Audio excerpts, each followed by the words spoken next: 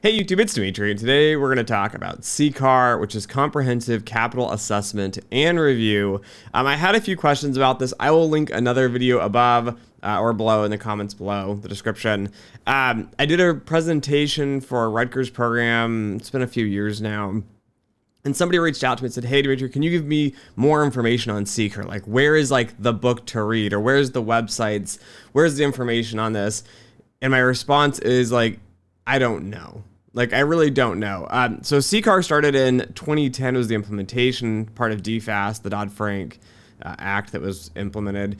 And then what happened is in 2014, I joined the industry. My first job was just doing CCAR forecasting, implementation and model development for that. And then, you know, I kind of learned CCAR because that was my skill set. That's what I did at my first job. And then I deviated away from that over the years, and I haven't done CCAR in a while. There was deregulation that occurred. So now the bank sizing of how many assets the firm has to have became larger. So smaller banks, regional banks didn't have to do CCAR anymore. Then they created something called, I think, Horizontal Capital Assessment Review. It's like HCAR. Anyways, today we're just going to cover the basic premise of what is CCAR, what are the intentions of it, what is kind of the modeling that we end up having to do for this, and then some of the issues and hurdles that you're going to run into here. Okay, so let's write CCAR up here, and let's just state what the purpose of CCAR is. The purpose of CCAR is to forecast a bank's balance sheet and income statement. Now, if you aren't familiar with this, the balance sheet is going to be the assets and liabilities. This is what the bank owns. This is, you know, all the loans, all the financial products. This is going to be all the liabilities, the money they owe to other people. This is like the current state and time of, you know, this is what the bank is worth today. The income statement is actually going to be the income and the expenses. And these, again, aren't going to be a point in time. This is going to have to be a window. Like, how much income did you bring in the year of 2023? What were your expenses in 2023? And these get all broken out into different categories and buckets. I'll give you some examples here as well. You could have like loan interest, which could be, you know, income. And when you actually do this in banking, this is probably going to be more granular. So it's going to be like loan interest for mortgages, loan interest for auto loans, loan interest for personal loans, loan interest for credit cards. If you're going to have some sort of income coming in, it's going to be that. One of the interesting things I did, we called it ORE. This stood for owned real estate expenses. So this was back in 2014 when, you know, the market blew up in 2007, 2008. The banks got stuck with a bunch of mortgages or houses that they owned on the books, right? The customer defaulted. They washed their hands clean. They walked away from the property. The bank now gets stuck holding this house, this asset here. And now you actually have to maintain these things so they don't deteriorate into nothingness. So the banks are trying to get these off their books. They're trying to sell the house to somebody else, right? The bank doesn't want to be in the business of holding a bunch of houses that no one lives in. Anyways, ORE is going to be the owned real estate expenses. So, you know, maintaining the yards, fixing the houses up, getting them off the books, right? Trying to get them to a state where they could get rid of them because they don't want to hold them. This is an example of an expense here. So the goal of this now is going to be to forecast these out. Why do we want to forecast these out? Why do we care? This is called stress testing. So stress testing, the goal of this was going to say there's going to be a what if analysis or a what if scenario. The government would provide this. So this is typically, I think, the Federal Reserve. And this scenario takes the form of macroeconomic factors. So these would be, for example, like GDP, CPI, unemployment, which is LBR. And so they have a list of these standard economic factors. They provide them to you, and you have to build models now to stress test the bank. The intentions of this is to say, okay, if another financial crisis happens in this stress scenario occurs, what's going to happen is the bank is going to end up here, right? We have to be able to aggregate all this information together, all these different models of assets, liabilities, income, and expenses, put the whole picture together and say, okay, this bank is going to be safe if this occurs. or this bank is going to explode and blow up and it's going to go bankrupt. This forecast is now supposed to be used for the bank to help plan and adjust and make decisions so that the bank can be financially put together and be financially sound. So now when we get into the modeling here, let's figure out a little bit of the challenges with this, what we're actually trying to do here. Let's say we have some sort of account. I'm just going to call it expense for the sake of this. This could be some sort of income, asset, liability, whatever. This has to be some sort of model. So we're going to say this is going to be equal to f of x, which is some model. It needs to now, the requirements are it has to have at least one macroeconomic factor, but it should have typically two or more economic factors. And why this is because the Federal Reserve has a list of macroeconomic factors and they are going to stress them. So they're going to create different forecast scenarios. Those are going to get plugged into your models. And then what's going to end up happening is they're going to see the results. So if you don't have their macroeconomic factors in your model, you can't stress it. So just to give you an example, let's say we have an expense. It's a linear regression. So we have alpha, which is your intercept, plus beta 1, which is your estimate. Let's say it's GDP. And let's say that we also have unemployment, which is LBR. And then, of course, we have our epsilon, which is going to be some error term. Now, remember, this is going to be time series. So everything technically has a little time stamp on it. And we're going to do some sort of regression here. So you have your actual data. Let's say, you have this data, and this is going to be your expense that you're modeling. And this is going to be time on the x-axis here. You're going to essentially, you can connect the dots. They're basically just points, right? They're not actually connected, but we think about, okay, these are the actuals and they look like this and it models out like this. And we need to model these dots essentially and create some sort of model now, right? There are something else as well, which I'm going to tell you real quick, which is going to be, there's going to be different types of forecasts. There's going to be something called base. So this is a safe, as expected economy. There's going to be something called adverse. This is like a middle ground, right? A slight risk. And then there's something going to be called severely adverse. And this is going to be a high risk scenario. And when the Federal Reserve provides you forecast scenarios, they're going to provide you actually three. And you have to run base, adverse, severely adverse. Now, I'm not going to get into the details behind the scenes on this. There are actually different types of scenarios. I think it's like S1, S2, S3, S4, S5, S7. Like there are these S scenarios. So it's an S and a number. These correspond to different sorts of stress tests, stressed scenarios. Anyways, the banks, I believe, have a little bit of control on what fits them best. So these scenarios will be more focused on different areas or pockets. You try to align, like if you're a regional bank or you're specifically in the mortgage business or you're an auto or you're, community bank doing X, Y, and Z, like there's different scenarios with this. But for simplicity, just think about there just being three kind of scenarios. You have base, adverse, and severely adverse. Now you had these dots on the screen. And we were trying to fit some sort of line now to this, some sort of model that we want to have go. And then this is going to be the model estimate here. So if you remember, you should have an out of time to actually test your model on. And then you should have a development period, maybe a validation period if you want as well. And then what you're going to do now is you're going to build this model, which we defined up here. We did some stats to fit. And then we're going to now plug in the base, adverse, and severely adverse scenarios. Now to assess how the model is working with all these scenarios, you don't get all these scenarios in advance. So you have to build the model and then it has to work when you just plug in data into that. So the relationships have to hold here. But essentially if you have expenses, to give you an expectation of this, your forecast for base would probably look something like this. All right, this is going to be base. And then if you had a adverse scenario, it should be a little bit worse. You're going to have more expenses. And it typically has this peak that comes up and comes down.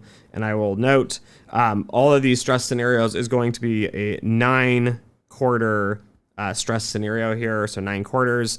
And then your severely adverse should be the worst and should have the highest peak. And it should come back down as the following. So this is going to be adverse. And this is what we call severely adverse. So this is the goal. This is the process, right? You have to build this model. They're going to just give you data at a specific point when the stress test occurs annually or semi-annually if it's DFAST. And then you're going to just run your model through this and get these forecasts. And then you're going to have to, report all these numbers and figure out, this is where we think we'll be at if this scenario occurs. So what makes this challenging? What is the issue with this? Let me just list a few of these things off. One is going to be you have to do time series modeling. Time series is a little more complex than most people are used to dealing with. I'm not going to get too far down the rabbit hole on this, but some of the issues, the biggest issue I consistently see is one is going to be stationarity. Stationarity is very hard to find. You must have stationarity across the entire equation. So if you had y, which is what you're modeling, this needs to be stationary. If you have alpha plus beta 1, x1, this x1, this variable needs to be stationary. In every single one of these, depending how many variables that you have, these all have to be stationary. And you have autoregressive and moving average terms because you're typically using Box-Jenkins here. So you would have, like a beta 3, and then you'd have like y t minus 3. And then all these pieces have to be stationary. And then your epsilon, which is going to be your model errors, this also has to be stationary. Now, when I say this, everybody jumps off their seat and go, Dimitri, this isn't possible. Stationarity is not a good requirement. The tests aren't valid. They start losing their minds because getting stationarity, if you work in practice, is very, very hard. This is the hardest part of the problem. So getting this solution also is very challenging because people just assume, I did a first difference. So if you want to make something stationary, typically you take a first difference. And if that's not stationary, take a second difference. And if that's not stationary, they just throw their hands up, forget it, and then they run off and just do whatever the hell they want. This creates bad models. So this is the challenging part. Doing seasonal differencing, for example, I don't see hardly at any banks. And when I built models, I was always able to find stationarity in everything we modeled, with the exception of a few exogenous variables, so the macroeconomic variables, and you just choose not to use them because they're not going to behave well in the model. The relationships aren't going to be stable. They're not going to hold in the forecast. So that is a key issue here. So time series is hard. Getting stationarity is the hardest piece. It is required in every single model. Now, every single bank that I've worked at, not every single one, I guess most of the banks I've talked to, they don't understand time series to the point that they say, Dimitri, you don't really need stationarity. There's something called an ECM model, and this is an error correction model. And they say, this doesn't actually require stationarity because it has some sort of concept here called co-integration. The problem that you don't understand is that you're not a mathematician, and so you don't read the stats and you don't understand what's going on. Integration is going to be that the variable itself is stationary. So when you have to do some sort of differencing to make it stationary, that is an integration. So the integration level of a raw variable, so raw variable, meaning there has been no differencing, nothing done. This is what we call I0. It has an integration level of I0. There's nothing done to it. A first diff variable, so first differenced variable, is going to be called I1. So what this means is the variable itself is not stationary in the raw sense, but the first difference of it is stationary. And so you do this, the differencing. And then when you put this into the model, you don't put in, x of 1, which is x of 1 of t. You would do, for example, your x variable of t minus x of t minus 1. So it's today minus yesterday.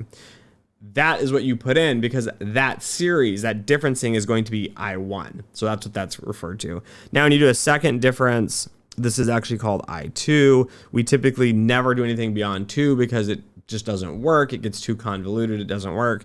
The other piece I don't see a lot of people talk about, as I mentioned, is seasonal differencing. So IT minus YT minus 1. This is a first difference.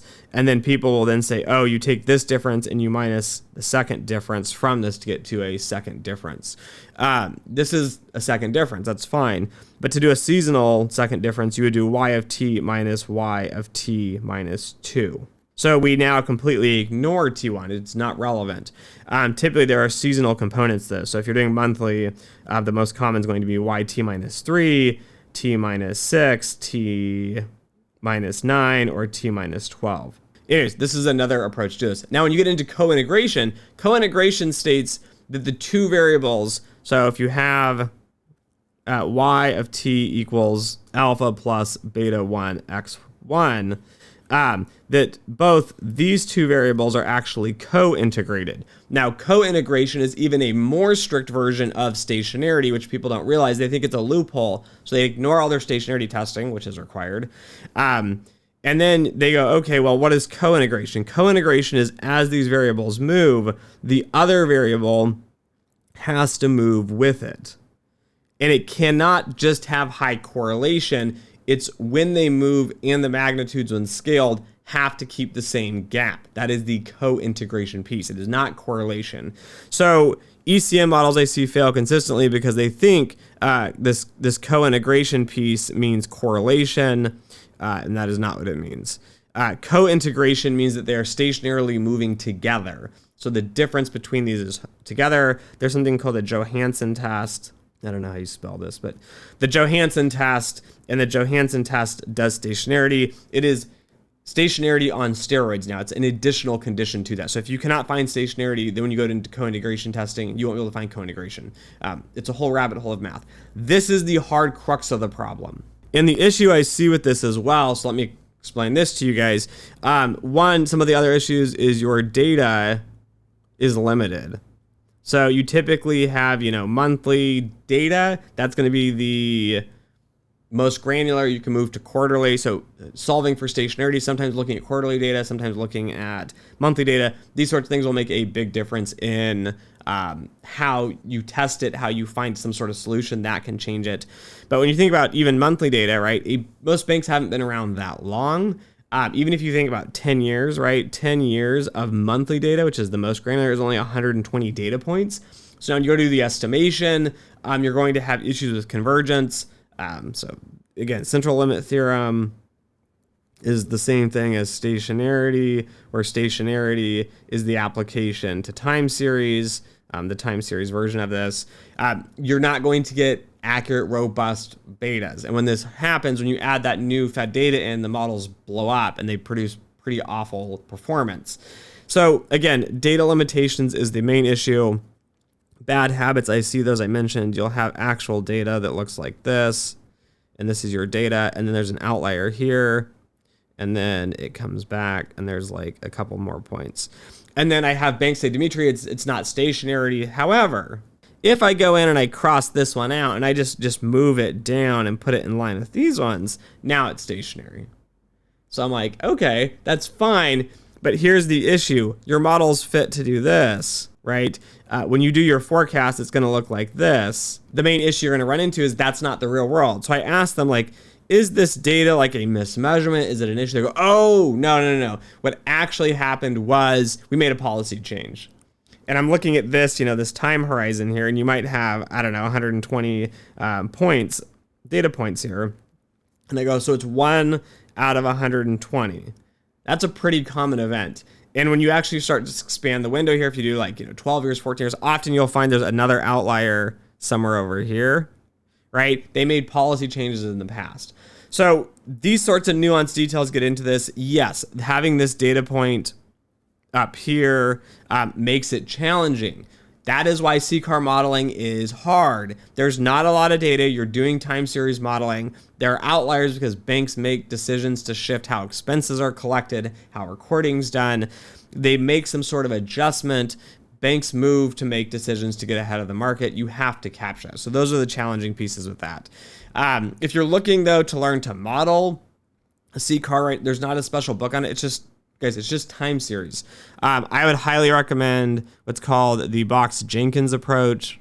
The Box-Jenkins approach is very interpretable. Lags should have meaning. Seasonality should have meaning. You start to create a business storyline economically on why things do and don't work. It is beautiful. It works. Yes, it can be a little bit challenging, but I think it is also the best part about this is one of the simplest approaches here. So I really like Box-Jenkins. I have seen people try to go to Fourier transformations, and then people jump down rabbit holes. Oh, we could do LSTMs, and we could do this. Guys, keep it simple. Box Jenkins, trust me, you're going to think is really simple, and it just doesn't work because I couldn't fit it in 20 minutes. I've seen people at banks spend 3 months just trying different variable combinations. And I'll note that as well. One of these challenges of CCAR is when you build your model and you have variable, right, x1, when you go to add in variable x2, typically now x2 becomes significant, so your p-value is less than 0.05, but now x1, which was significant, gets bumped out of the model. And so you're trying to get 2 variables or more macroeconomic factors in this, and then using Box Jenkins, you have all your auto-regressive and moving average components. So if you're not sure, this is ARIMA. And technically, it should be Remax. This is an ARIMA model with exogenous variables, and then I typically use seasonal components because they drive the business logic and make the model stable. But anyways, so that's another issue as well in itself, is trying to get that. If you're wanting to learn this though, use a simple book. There's no complicated CCAR modeling book. Again, Introductory Econometrics, A Modern Approach. This is the book I have consistently used. There is a time series section in the back that's in the blue. It's the advanced topics. When I worked and we were developing how to do CCAR from the ground up because no one else had done it and all the banks were trying to figure it out and work with the regulators back and forth, that was the simple book. It's simple time series. It's linear regression. It's putting things together. It's coming up with logic and reason and meaning. Just learning to do the Box Jenkins approach will be a huge lift on that. Things to avoid: do not go down the error correction modeling path. It's typically not worth it. There's actually more requirements than you'd assume. I typically see people essentially do OLS, ordinary squares, which is a violation because you have serial correlation within your data. That's how time series works for finance. And then they say, oh, it's ECM model, and they throw it into a package that just generates an OLS. The entire model validation, the assumptions behind the model are completely invalid. All your tests fail, but you're just too lazy to do it. If you can't get stationarity, yes, you're going to have to make some tough decisions in how you model it non-stationarily, but your beta coefficients are going to be efficient. Using business logic, looking at the test, the impacts, the sensitivity of that model are all key considerations. The other book I'm reading currently, so I don't have a cover on it because I bought it used, is a book called Time Series Analysis, Forecasting, and Control. It's by Box Jenkins. It's on the Box Jenkins approach. I never used that book when I did CCAR modeling, but everything I did, all of my work focused around the Box Jenkins approach. I've just started kind of reading this book for fun in my free time, but that is how I would get into the modeling framework of that.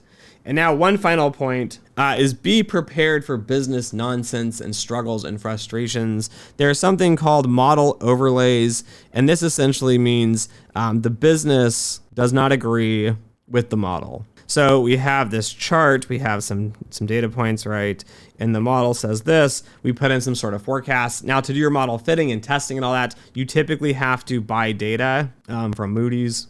Moody's will provide you CCAR scenarios they've come up with and they think are going to be valid and are going to work. That's what we develop on. You cannot create your own internal forecasts. I've seen banks try to do this. The regulators say, nope, because you create really easy forecasts that make your models very predictive and valid, which is fine. And then they say, look, we did everything correct and you didn't. You fudged the data to get the results you wanted. And then when you go into practice, use their scenarios, it doesn't work. But what happens is you have a forecast that looks like base is like this, severely adverse is like this, or adverse is like this. This is adverse. This is base. And this is severely adverse. And they go, this is way too high. Like this gap here, this is way too high. This model is too sensitive. The model just does not work. Statistically, it's valid here. From a stats perspective and a business person, this makes sense. But the business unit, they don't want to present bad numbers. So what the banks will come in and do is they'll say, okay, we're going to do a model overlay. So base is going to be the same. That seems about right. Severely adverse, we're going to decrease by 5%, or adverse, we're going to decrease by 5%, and severely adverse is going to come here. We're going to reduce this reduction by say like 45%. And this is, based on our business insight knowledge, because obviously if you look at this point, you look at this point, if this was, a stressed position, maybe this is 2007, 2008, this here, this maximum value, that's obviously the maximum value we're going to get from these 2 points here. So therefore, we are going to overlay it. This is a frustration you will end up as a model developer. You feel like, what's the point of even building the model? The business just picks and chooses and waves their hands and comes up with values. When you see banks doing that, what it really indicates is, one, your model development team's probably not very good, and two, your business department has no idea how models work. This is a frustration and struggle for everybody. And obviously they don't really know or understand. So it can be either half, the developers, the business, or typically it's both. Banks don't know how to do stress testing because it is challenging and hard. As I pointed out before, with stationarity, getting the right model structure, getting the variables fit in, getting those exogenous macroeconomic variables to drive the model and create predictions is challenging. It is a very hard and challenging process. If any bank out there tells you they are qualitatively doing this, they are idiots. They have no idea what they're doing. I ran into one of the big banks here in the US doing this, and I just scratched my head realizing the problem is too complex to model for them, so they are just waving their hands and doing something qualitatively. I have no idea how the regulators have not fined them, completely out of business. They have other bad practices as well. But CCAR is challenging. It is hard. It is time series. It is limited data. Again, businesses often don't see value in this, right? It's just a regulatory requirement. So people don't give it a lot of credence, which is why they kind of don't put a lot of effort into actually doing the modeling. Now, if you're a good, well-ran bank, you will use your CCAR forecast to actually plan and forecast your business, because it's actually a pretty good tool to do that. So if you're a smart business person, use your models wisely, use the resources and employees to build these correctly and build meaningful models here. So that is kind of my overview and summary of what CCAR is, some of the struggles with it, and why we are doing it and how to get the most out of it. If you did find this helpful, please do like, share, and subscribe. It does really help out this channel so I can keep creating content like this for you guys. And as always, until next time.